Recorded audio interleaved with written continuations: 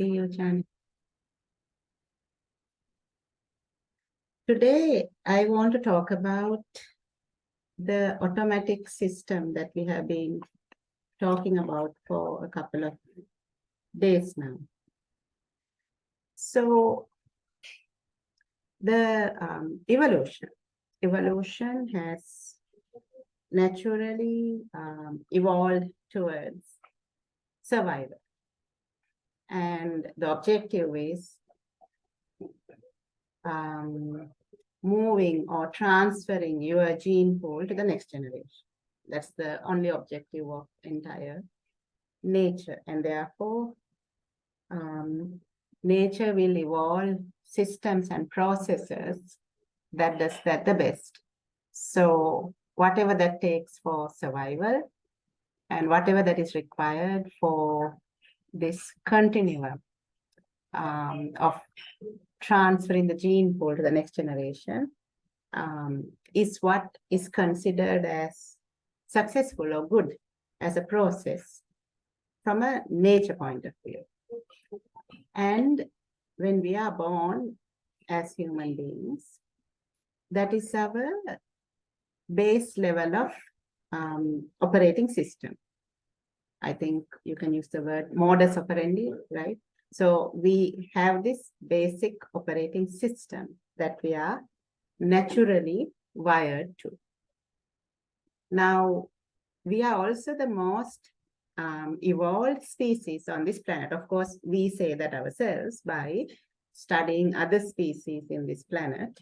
And we have found that very broadly, you can classify beings into three groups, right? So there are the reptiles. Every being that falls into the reptilian group, right? I believe even birds fall there, yeah? So anyway, the crawlies and crocodiles, you know, snakes. So these beings, from a evolutionary brain point of view, they have a very basic brain that guides them or automatically moves them in 3-4 minimum requirements. That is, what to do when you're hungry, you need to eat. What to do when you're sleepy, you need to sleep. And the other basic body functionings. Once you eat, whatever that is not valuable for the body has to be put out. And of course, the whole reproduction, right? Now, when we look at our brain, there is a similar brain. So our brain also can be very broadly, in a very layman way, classified into like 3 groups. There are 3 layers in the brain. So this reptilian part is there in our brain, right? And that is the part that governs us, makes us hungry and want to eat, the need to sleep, the need to eat, the need to sleep, the need to remove the waste material from the body, and the need to reproduction. All that comes from that reptilian brain. Now, the difference between us and the reptiles have only this brain, whereas we have 2 other layers. So then the next more evolved brain than the reptilian brain is the mammalian brain. So that is what all mammal species have on this planet. And in that brain, emotions, things like emotions come from there. Then learning. So mammals can be taught things because they have memory. They can learn. So this is why you find all the circus animals that if you keep the moral question aside about whether that should be done at all, mammals can be taught things. And whereas you hardly find reptiles doing that. Reptiles just blindly react, whereas mammals can do things by learning because they have the ability to learn, they have the memory to retain, and so on. Also, mammals are the species that can cry tears, showing emotions.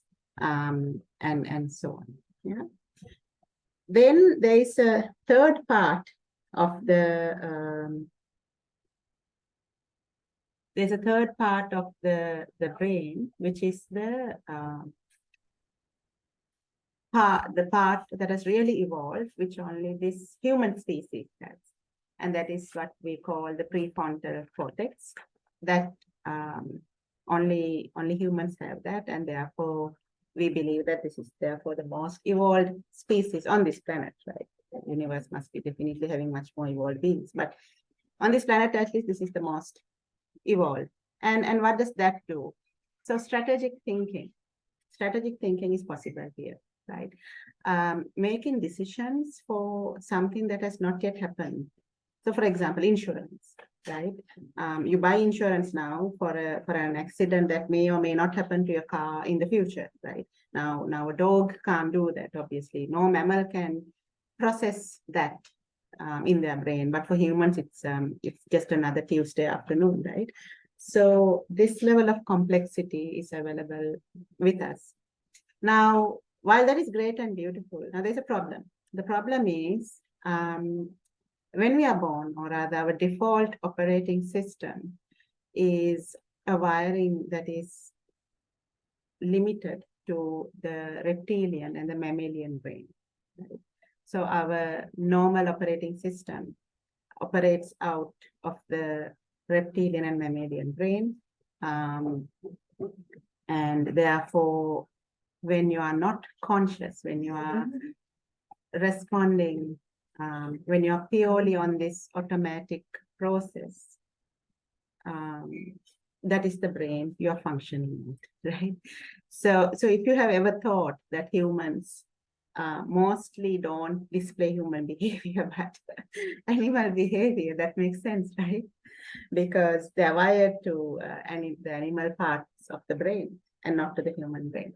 But of course, we also know that we are strategic when we want to. We can be very logical when we want to. Now remember, logic is possible only in that evolved human brain. Logic is not possible through the mammalian brain. The mammalian brain is all emotions. So what you feel, based on what you feel, you respond. And we are wired to this emotional brain, right? So while many of us like to think that we are logical human beings, we are not. Our default is emotional reactions. We are based, our normal operating system is an emotional reactory system. So, so we have this higher brain, which allows us to be strategic, which allows us to be logical, but we are normally functioning in a emotional space. Now, how does this link to Buddhism? So you can think of it in two ways. One is you can think of changing gears, right?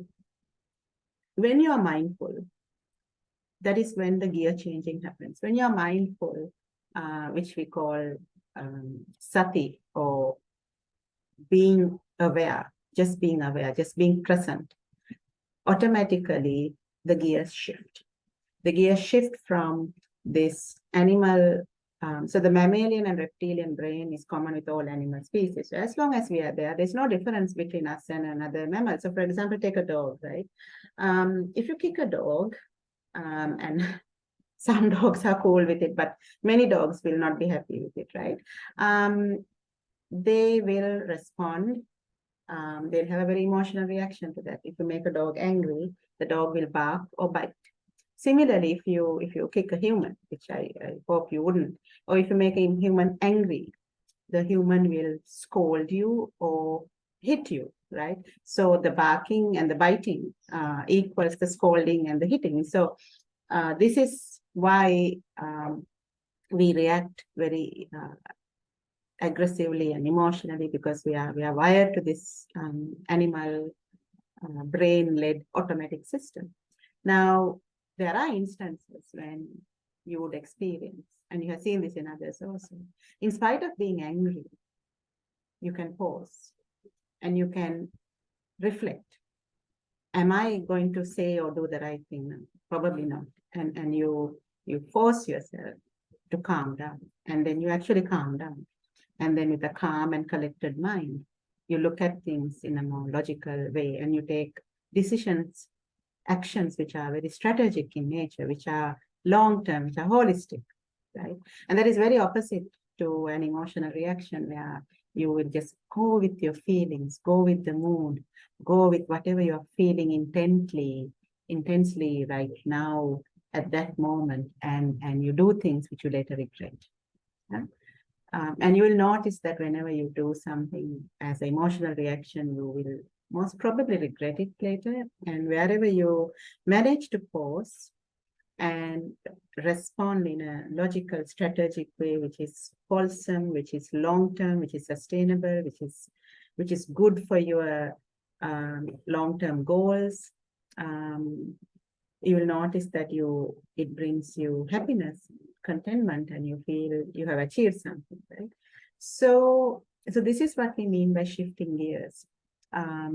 In a vehicle, we call the lower gears and the high gears, right? So this is like you're shifting from the lower gears of this automatic system into this higher gear of strategic thinking, right? Strategic intent, long-term thinking, wholesome thinking.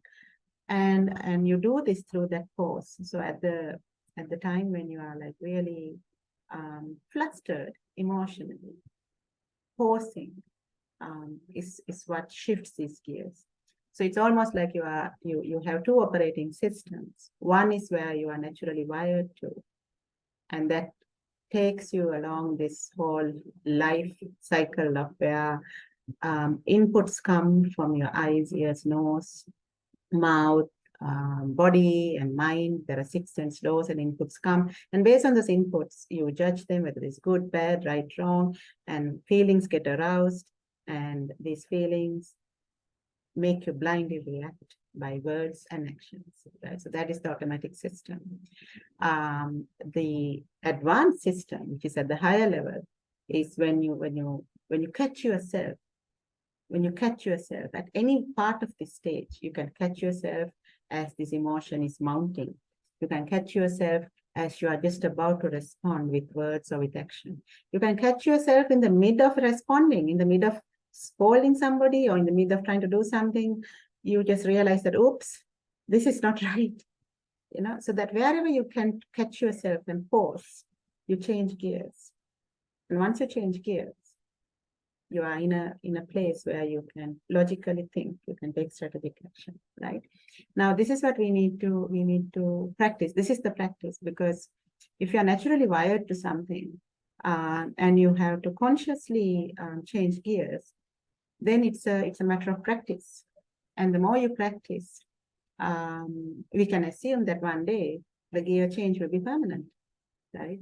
And you can imagine that is an enlightened state where there's no more blind reaction, no more being a slave to emotions, whereas you will always be in a place where you can logically decide whether this is suitable, what is the right response. And it will always be wholesome, it will be always strategic, it will be always good, and therefore you will always be feeling content, happy, and peaceful. Right. And that is this whole thing in a nutshell. That's what we are trying to do. So another way to look at this is because every day before we start the meditation, I try to share reasons to inspire you to meditate, because meditating now on this Saturday night for some of you, it is part of what we call a formal practice, right? But the real practice is doing this on a daily basis while you're out there in the world. That is where the practice really happens. So all this is to inspire you to keep putting the effort. We call this the right effort. You need the right effort to bring that mindfulness and keep looking, keep observing, and being alert. So the Buddha said, you have to be alert. Being alert, observing is a full-time job, right? And he said, if you can be alert full-time, 24/7, for 7 days, you will definitely get enlightened. This automatic system will definitely get overridden into that advanced system, right? And this is what the Buddha said. And the Buddha also said, just because the Buddha or some enlightened being says something, you shouldn't believe it. You should try it out. And if it's true, you then believe it, right? So yeah, so this is why you need to try it out. But that is the simple principle. If you can be alert 24/7 for 7 days, it doesn't mean that you are not going to sleep. So let's take 8 hours out for sleep, but the balance 16 hours that you are awake.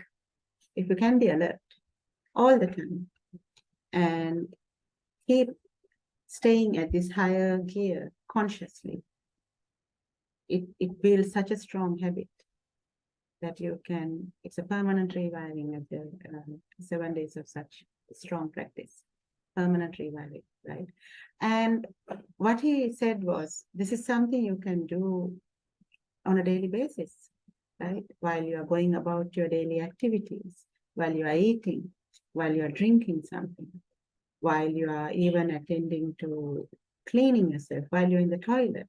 There is no place that you cannot do this.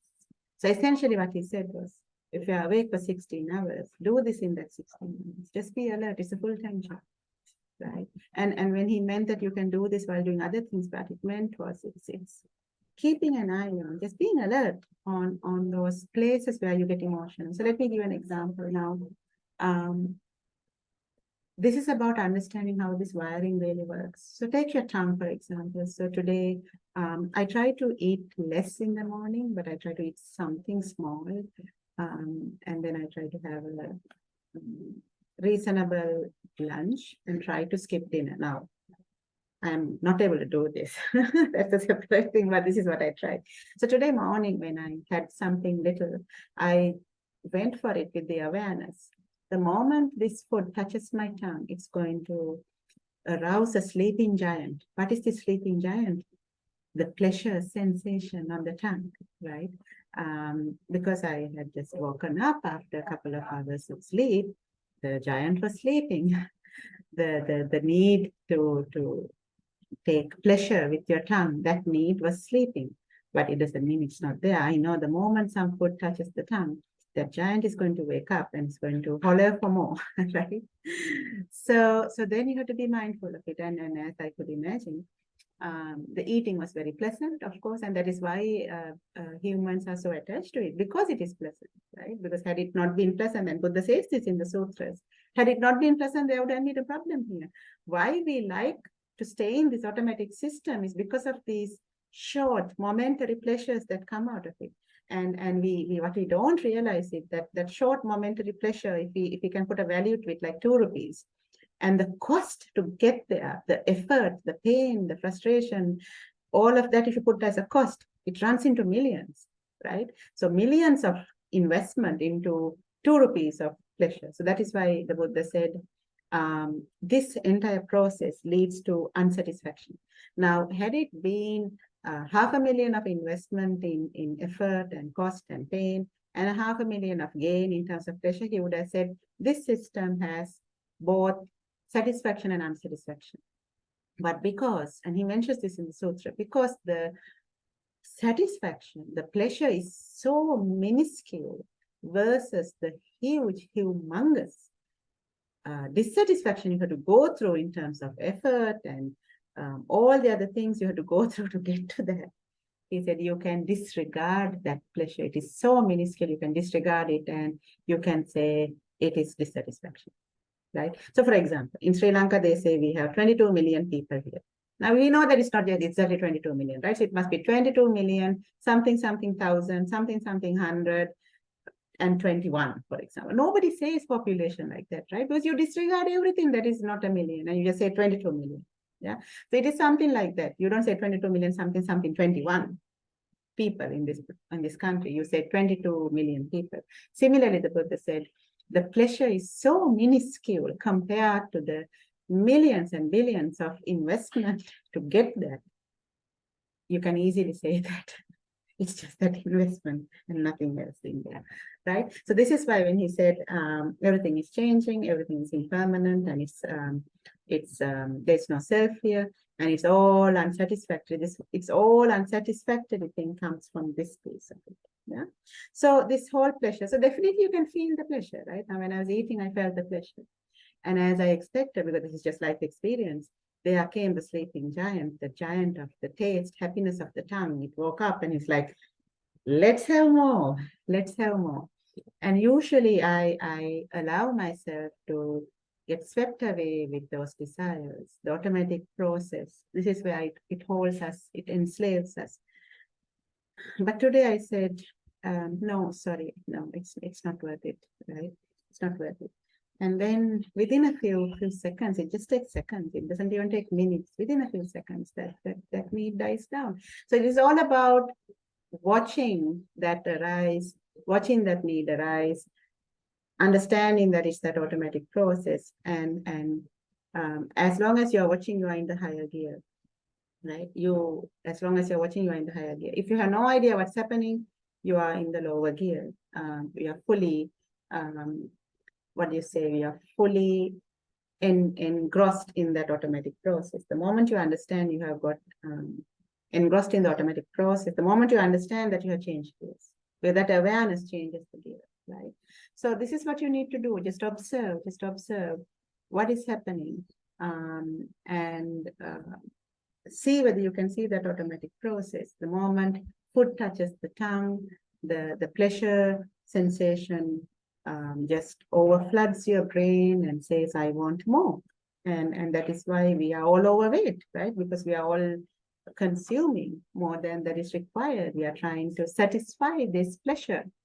And then when you think about how you got to this state of satisfying this pleasure, wherever you are now, the years you had to invest in education, the years you had to invest in sports and other things to keep your body healthy, and then years you invested in university, years you invested in employment, all that was required to get to this place where you can satisfy your tongue with a bit of food, right? Because that's a lot of investment that has gone into it. And there was this nice example about a person who goes on a cruise now for Sri Lanka, that might be going to Europe on a tour, right? Now, if you are in Europe, then that doesn't make any sense. It might be coming to Sri Lanka, right? Anyway, so if you think of Sri Lankan who's going on a Europe tour, so there's 13 years of schooling you go through, then another 4 years of university, and then another 15, 20 years of employment, and you have in the meantime got married, and you have to invest in your children, and while all of that you're trying to save for this Europe tour, and then finally one day you go on it, and let's say you are sitting in Paris and you're having a nice meal, and you are like, I made it, right? Now that meal will last you what, minutes? When you get up from that table, that's it, you can't eat anymore. And if someone brings you some other food and says this is the best food in the world, there's no way you can eat because you're already stuffed, right? So for those minutes of pleasure, you have worked 30 years of your life. Now none of us think of it like this, because in that automatic process is conditioned to make you just go with the flow, right? But you have a brain, that evolved brain, that gives you the opportunity to think like this. And that is why the Buddha said, Dhamma talks, listening to talks is very important. It triggers things like this in your mind to start making you think. It makes you think and gives you more opportunities to pause and change gears and operate out of this higher gear, right?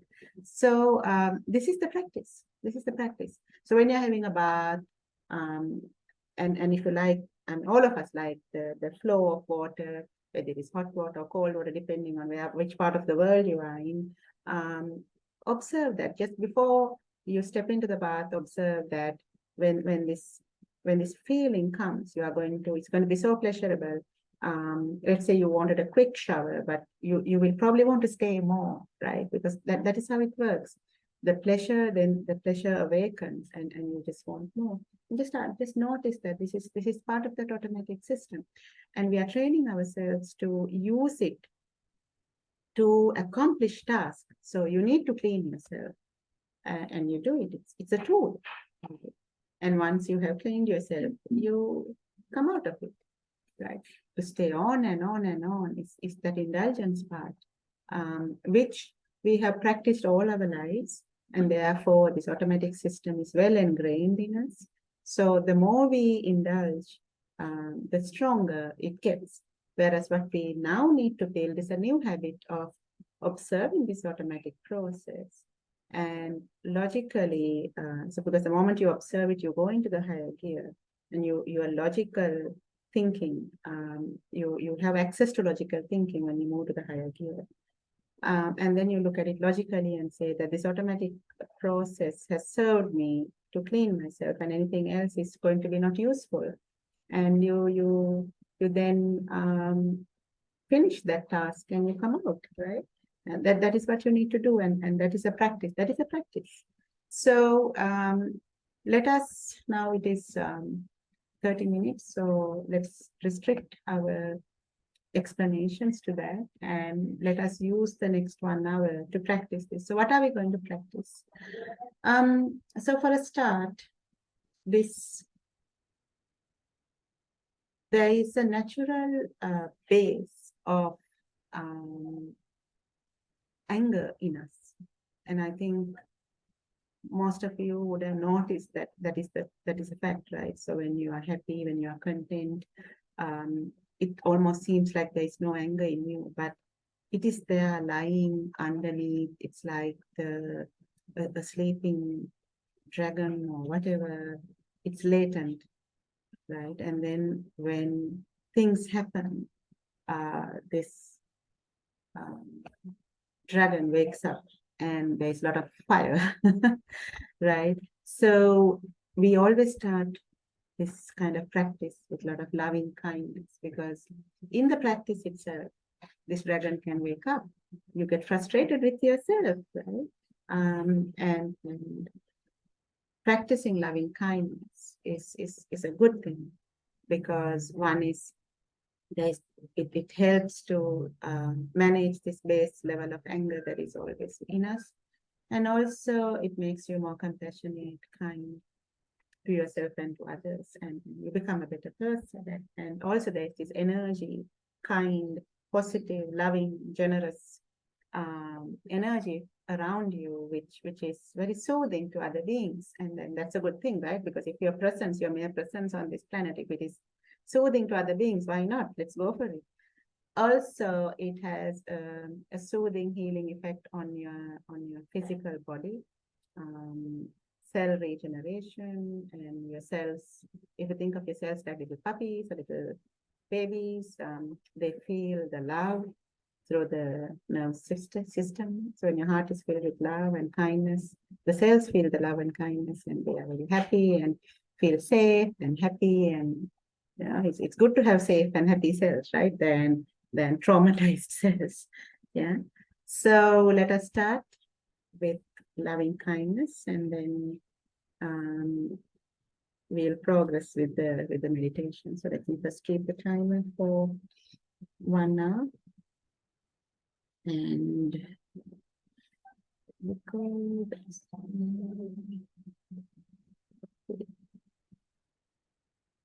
There we go. All right. So sit comfortably and gently close your eyes. We'll first bring our mind to the present moment. The best way to do this is to focus on your body. Just observe your body. Bring your attention to your head, then the upper body, lower body, your legs and feet. Now, here we are, sitting down for a meditation practice. With a lot of love, let us practice the loving kindness meditation. Bring your attention to your feet. May my feet be healthy, relaxed, and well. May my legs be healthy, relaxed and well. May my knees be healthy, relaxed and well. May my stomach be healthy, relaxed and well. Think of the food digestive system. Visualize the food digestive system. May this lovely system be healthy, relaxed and well. Bring your attention to your chest, your lungs, your heart, working non-stop since we were born. No breaks, no holidays, no weekends, only working. May our chest, our lungs, our heart be healthy, relaxed, and well. Now bring your attention to your spinal cord. The lovely rings helps us to stand up, to be straight. May my spinal cord be healthy, relaxed, and well. Bring your attention to your shoulders. May my shoulders be healthy, relaxed, and well. Bring your attention to your hands. May my hands be healthy, relaxed, and well. Bring your attention to your neck area. We have our throat that allows us to speak and swallow food. Then there is the tube that carries the food and the tube that carries oxygen. May my neck area be healthy, relaxed, and well. And then the head, our amazing supercomputer, the brain, the eyes, ears, nose, mouth, hair. May my head be healthy, relaxed, and well. Now there is this being, this full being, made of a body and a mind, who I have got used to calling me, myself, I. May I be healthy, happy, relaxed, and well. May I be healthy, happy, relaxed, and well. This is a moment to also practice some gratitude. So let us be happy that we are healthy, we are able to meditate. It takes physical activity, it takes mental energy.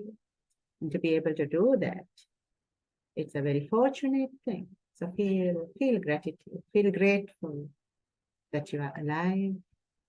Because you are alive, you can do this. And you are well.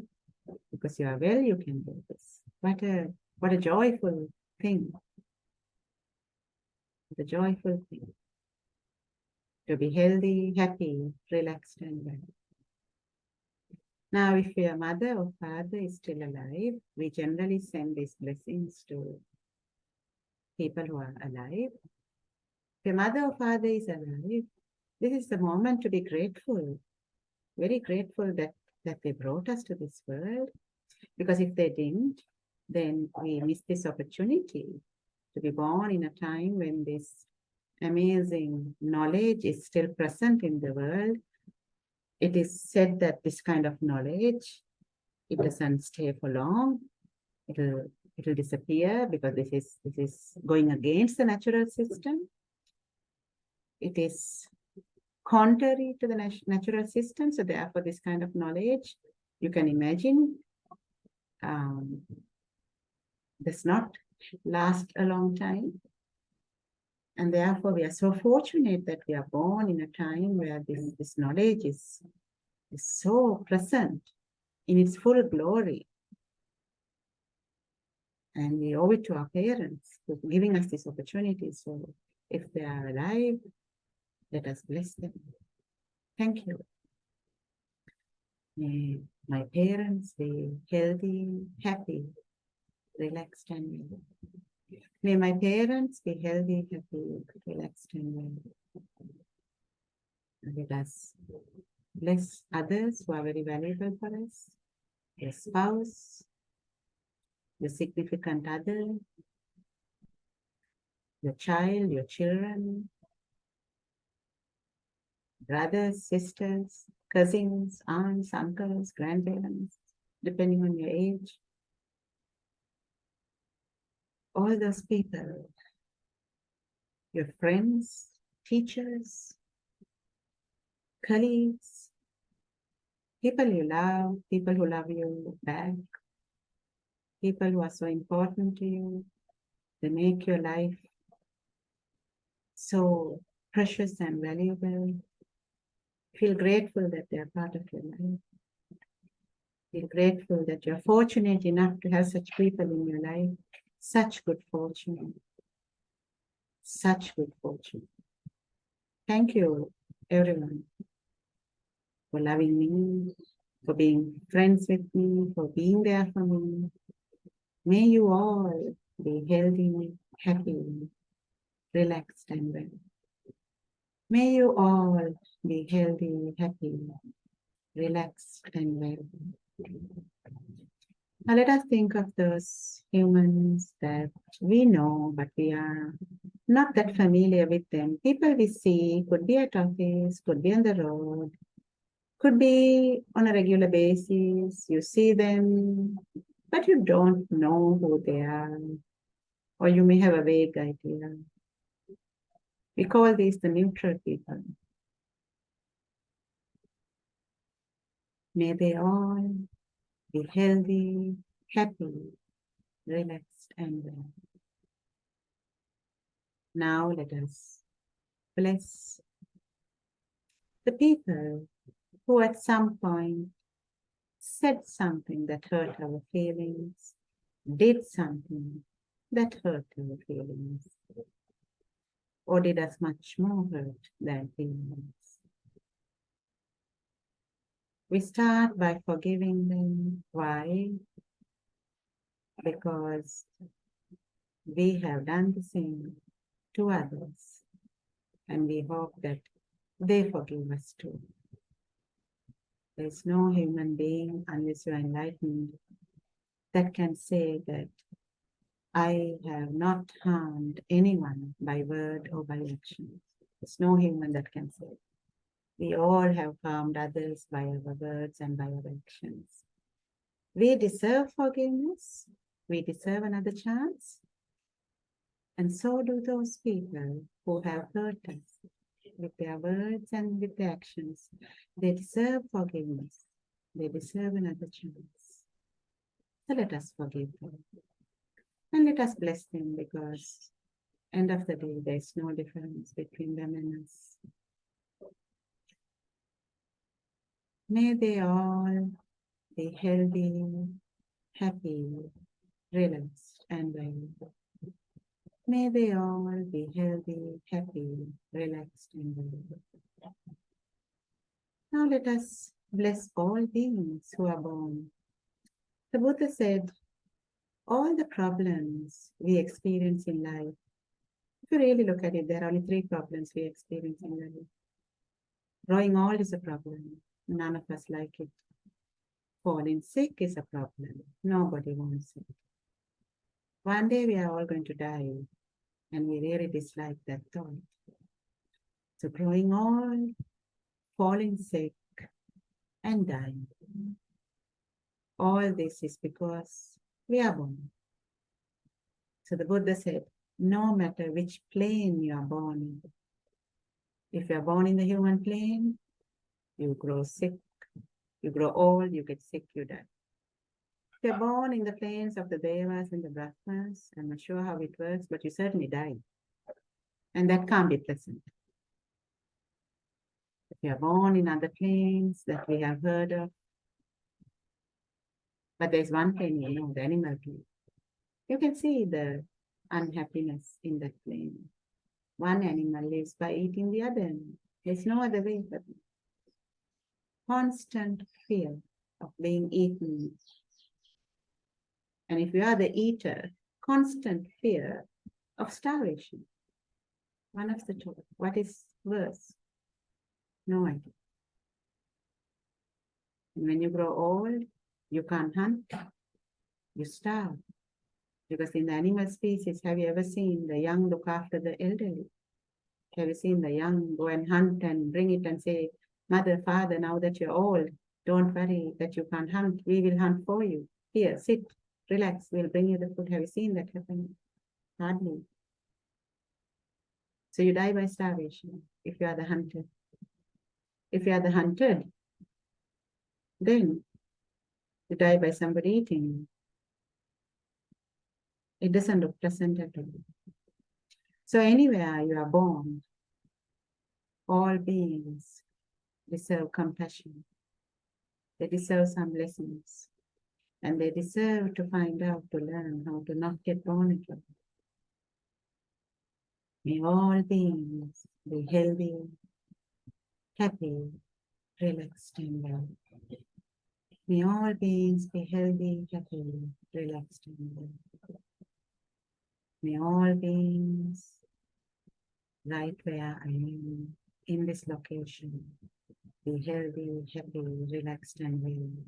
May all beings in my country, whatever the country I'm in right now, may they be healthy, happy, relaxed, and well.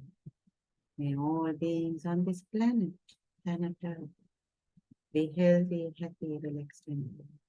May all beings in this universe, may they all be healthy, happy, relaxed, and well. May all beings that were born near to me, far to me, seen by me, unseen by me, short, tall, thin, fat, visible, invisible. On this planet, in the air, in the water, may all beings be healthy, happy, relaxed, and let us move our meditation from loving kindness and gratitude to practicing concentration. Concentration is very important for us. Our mind, the Buddha described our mind as a monkey mind. This monkey mind likes to jump from one thing to another, and that is why we are so distracted all the time. Concentration brings your scattered mind into one place. It focuses the scattered mind into one place. It's like a powerful beam of light that is focused. A powerful beam of light gets created when the scattered light is focused. It's a very powerful beam of light, and that light is powerful enough to penetrate darkness and shed light onto things you didn't see before. The mind is also like that. When it is concentrated, it's powerful enough to penetrate through ignorance, the darkness of ignorance, and shed light into wisdom, things that you didn't see before. And that is what we are trying to do. We are trying to look at our mind in a way we didn't look at it before. We are trying to see things that is always present, but we didn't see it before. And for that, you need a concentrated mind, a powerful light beam to penetrate this darkness of ignorance. And the best tool for that is mindfulness of the breath. So let us practice mindfulness of the breath for about 10 minutes. How do you do this? You have been breathing since you were born. Natural process. It's a very calming, soothing, natural process. So you can observe this breath. There is no interference, no artificial interference. Just observe the natural process. You breathe in and out.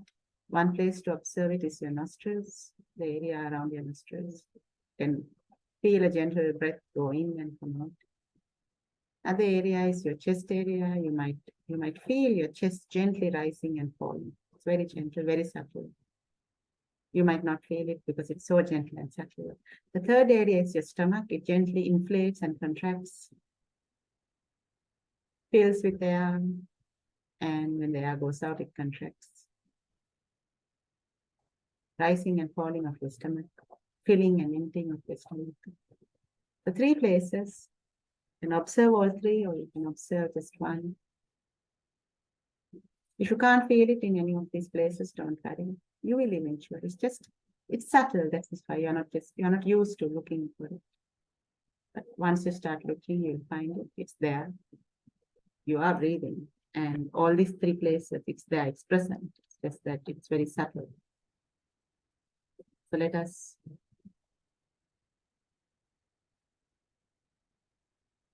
observe our breath for about 10 minutes. Starting now. And if your mind is wandering, that's okay. Nature of the mind. The Buddha called our mind a monkey mind for a reason. Have you seen a monkey sitting and meditating? It might offend the monkey, but the truth is, it is what it is. We gradually train the mind, gradually. It happens gradually. Whenever you notice the mind has wandered, very gently bring it back to observing the breath. Let us observe the breath now.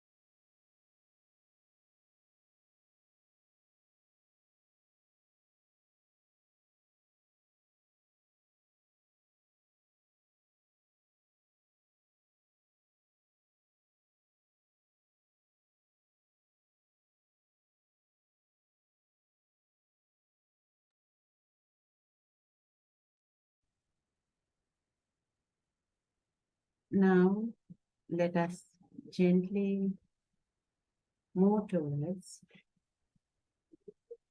observing this natural automatic process. We first practiced loving kindness with gratitude. Then we concentrated our mind by observing the breath. Now, with this loving, kind, and concentrated mind, let us observe this natural process. How do we do this? So let us see how we get triggered. What are the triggers? Externally, the triggers are external, always. And they come through our sense doors. So at this point, your eyes are closed. So the visual trigger is not available for you. And approximately, if we take that your tongue sense door is also closed because you are not eating or drinking anything right now, we can take that sense door also as being out of action. What else? Your eyes are closed, tongue is out of action. What about the nose? So assuming that there's going to be no difference in smell, anything pleasant or unpleasant, approximately we can say take that the nose sense door is also closed. So then we have 3 fully functioning sense doors left. Your ears, very sensitive to external sounds. Your body, very sensitive to external touch sensations. And your mind, thoughts and moods will keep flowing in externally. Why do we say this is external? Because you are not creating it. If you are the creator of the thoughts and the moods, then you can tell your thoughts and moods to stop. I'm meditating. But because you are not the creator, thoughts and moods keep coming for no apparent reason. Sometimes you can see the reason.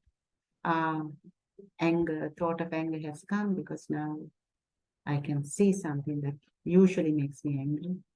I can hear something that usually makes me angry. So the thought of anger has come. Sometimes the thought of anger comes and you don't know why. Either ways, it's not you. You are not the creator. You are not inviting it. Therefore, why try to chase it out? Just observe. So this is what we are going to do.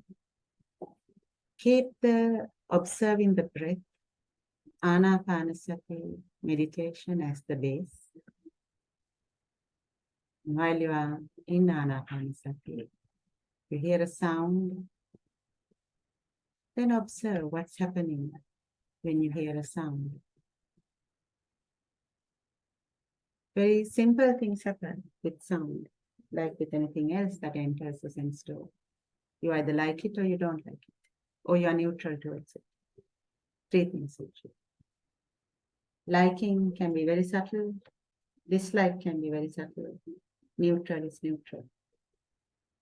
Based on whether it is a like, a dislike, or neutral, an urge starts forming in your mind. If it is something you like, an urge starts forming. I want to listen more. If it is something you dislike, an urge starts forming. I want this to go away. If it is neutral, then it's not equanimity, where there is no judgment. Neutral has a judgment.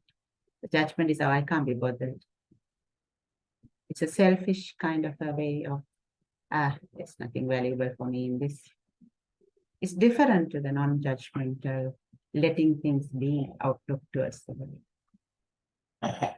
The selfish judgment is, there's really nothing pleasant in this, neither is there anything unpleasant in this. So therefore, I can't be bothered with it. I shall be bothered only if it is pleasant or unpleasant. That is what we call neutral. So either ways, observe whether you can see this urge the urge to act, the urge to speak based on what you're feeling. This is the automatic process. There's an urge that gets created to act or speak based on what you're feeling. Observe that. Okay, let us start. So I keep the timer. We have about, 30 minutes to do this. Let's observe this for 30 minutes. I'll pause the recording so that listening to the recording later, you don't have to have 30 minutes of blank time. So let us start the meditation now.